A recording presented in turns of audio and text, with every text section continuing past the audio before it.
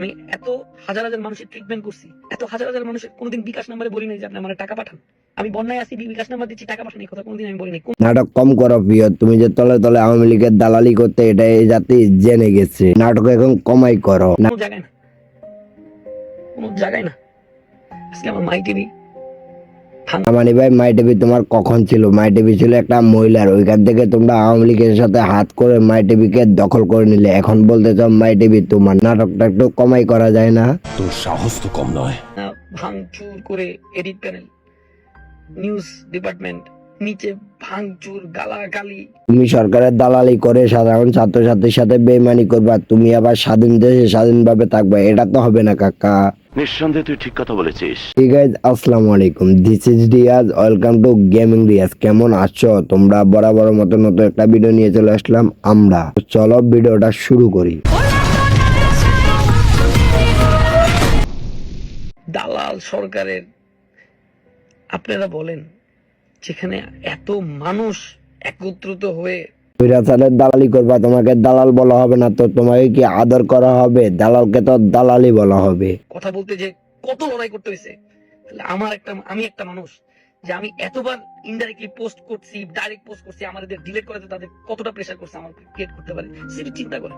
তুমি কি একটা টিকটকার থেকে অতরব হয়ে গেলে যে একটা টিকটকার রাস্তায় নেমে আন্দোলন করতেছে, আর তুমি একটা ফেসবুকে পোস্টও করতে পারলা না? কথা বলতে যে কত লড়াই করতে হয়েছে, তাহলে আমি একটা মানুষ যে আমি এতবার ইনডাইরেক্টলি পোস্ট করছি, ডাইরেক্ট। আরে ভাই, এত নাটক না করে সরাসরি বলো যে আমি সরকারের দালাল ছিলাম, ওই জন্য সরকার বিরোধী কোনো কথা বলতে পারি না, আমি বিড়াল হয়ে গেছি। আমি গা ডাকতে আসি নাই, আমি গা ডাকতে আসি। আপনারা অনেকেই বলতে পারেন যে তৈরি আফ্রিদি বাঁচার জন্য আসছে, আমার দরকার নাই। আর ভাই দরকার আর কিভাবে থাকবে? তুমি যা দালালি করতেছে তো দেশ ছেড়ে পালিয়ে গেছে, ওই জন্য তুমি এখন ইমোশন মার্কা কথা কইয়া মানুষের হৃদয়ের ভিতরে ঢুকতে যাচ্ছ কাকা। ওইটা তো আর হবে না, কারণ কাকা আমরা বুঝে গেছি কে আপন আর কে পর। আমার ফেসবুকও দরকার নেই, আমার ইউটিউবও দরকার নেই। আপনারা আমাকে অনেক হেট করেন, আমি তো অপরাধী। আরে কাকা, তুমি আর ইউটিউব ফেসবুকে থাকবে কেন? তুমি তো সরকারের দালালি করে যে টাকা ইনকাম করছো ওইগুলা দিয়ে সারা জীবন বসে বসে খেতে পারবা। যে আমাকে প্রেসারাইজ রাখছে, কিন্তু আমার টেলিভিশন ঠিকই কাজ করে গেছে আমাকে। আরে কাকা, তোমার টেলিভিশন যে কি কাজ করছে ওইটাই জাতি দেখছে। তোমার টেলিভিশনও তোমার মতো সরকারের দালালি করছে। সব জায়গা থেকে আমি চলে যাচ্ছি, একটা বার আমার টেলিভিশনটাতে দেখেন।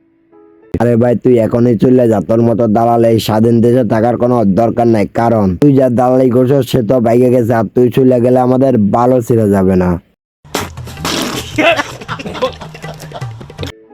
রাত্রেবেলা আমার শো অফে 10 জন পিস্তল নিয়ে আসছে, আইসে গুলি ঠেকাই দিয়ে শো অফে মাল আগুন জ্বালাই দিছে।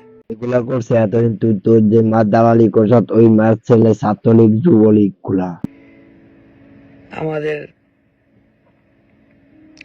শো অফের কম্পিউটার, মাই টিভির যত এডিটিং কম্পিউটার যা আছে লুটপাট করে নিস।